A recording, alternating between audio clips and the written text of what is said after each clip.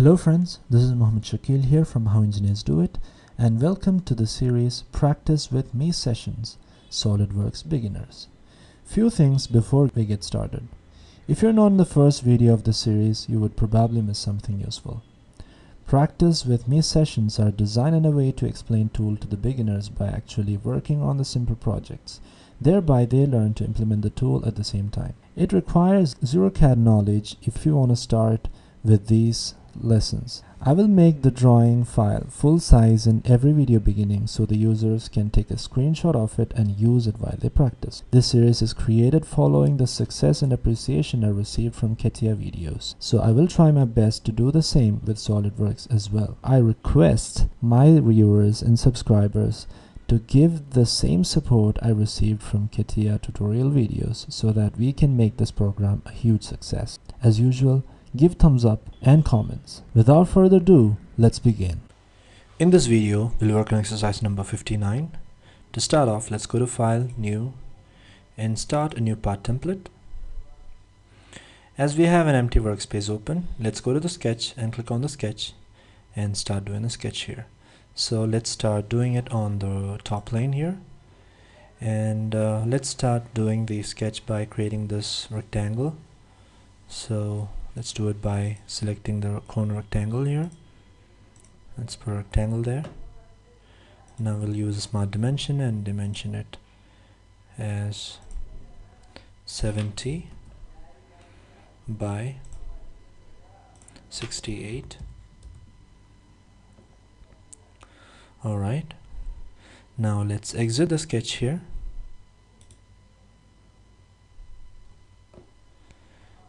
And do a pad of how much? 12. So let's give 12. Alright. Okay. Now what we're going to do next is to create this portion here. So let's select the sketch once again and give the sketch on the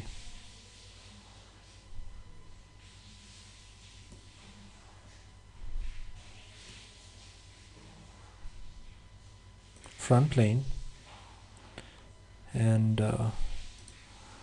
before we do,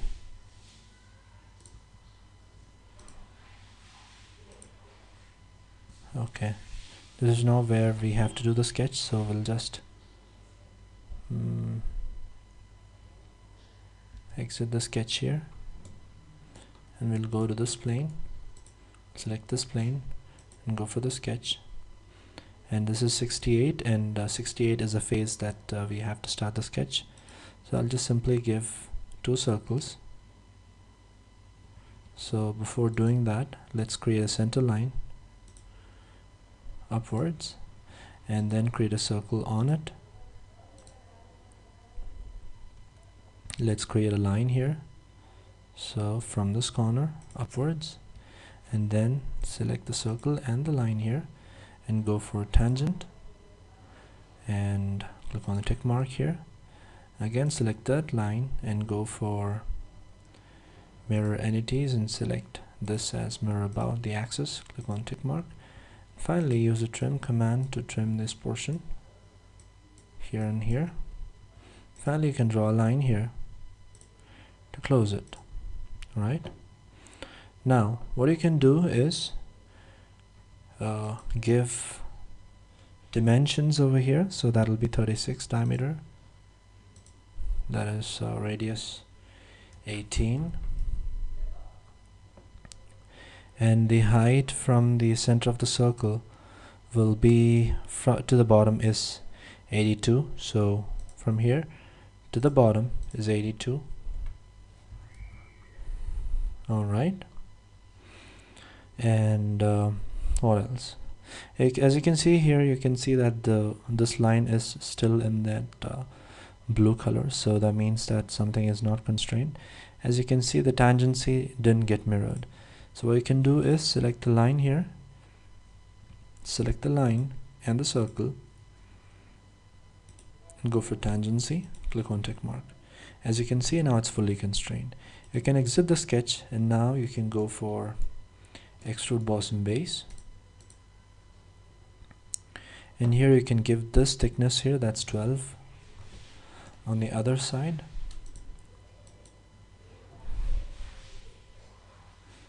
oops, you can always edit the sketch, and you can go for the other side. You're supposed to get that. Okay, you can select the feature and go for edit feature, not edit sketch, and then you can reverse this direction and click tick mark. Now we have to create another circle here, so let's select this face and create another circle, one and another one, and then dimension the inner one, that is of 18, diameter 18, and you can simply, if it's not constrained, you can simply pull it out and select the circle, control select this, and you can simply give not concentric. Okay, concentric is fine, but you have to give cordial. Click on tick mark. You can simply exit the sketch, and now you can go for features, extrude boss and base. This is 15 and this is 12, so you can give 3 and click on tick mark. Alright, that's good. Now one more thing you have to do is select this face here. I think you can simply go for extruded cut, and yeah, no, not like that. Alright, select that face there, click on the sketch, and just simply do convert entities, exit the sketch,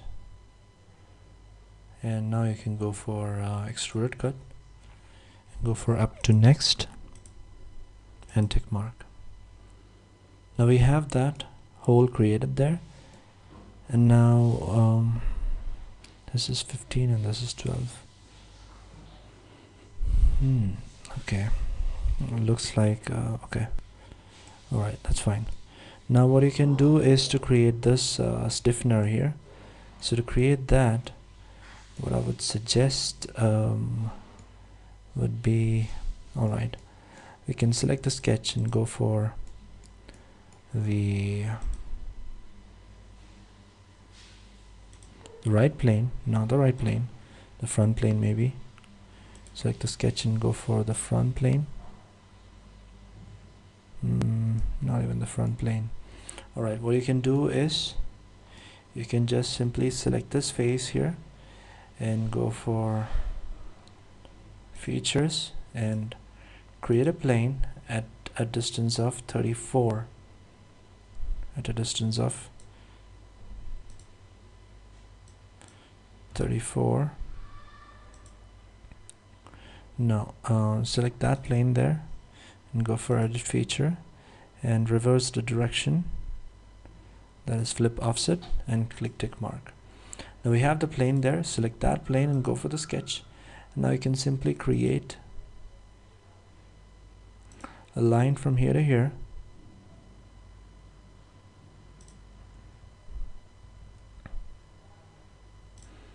and select this line here and go for convert entities and give for construction. You can simply create a line from here to here and from here to here and to here. Alright, now you can simply select this point and this point. You can go for merge, click on tick mark. Now we have that created. Okay, now what you can do is just extend a little bit over here, and then you can simply make this line as for construction, exit the sketch. Now you can simply go for extrude boss and base and give 5 on both sides, right? 5 on both sides. Alright, now we have that created there. Alright, Now, what else to be created? Alright, I think that's it for this video, and I hope you enjoyed. Thank you. Thank you for watching. If you have any doubts on this video, put them on the comment section and I'll try to respond to them as early as I can. If you think my videos are helpful, hit the like, subscribe and share button. If you're interested to get How Engineers Do It t-shirt, you can get it by contacting me. I've put an image of it on the next slide. Here's a t-shirt. If you've got any CAD related requirements, don't hesitate to contact me anytime. I'm always looking forward to work with you. You can personally get in touch with me at ketia.pro.user@gmail.com. Thank you for your time and stay tuned.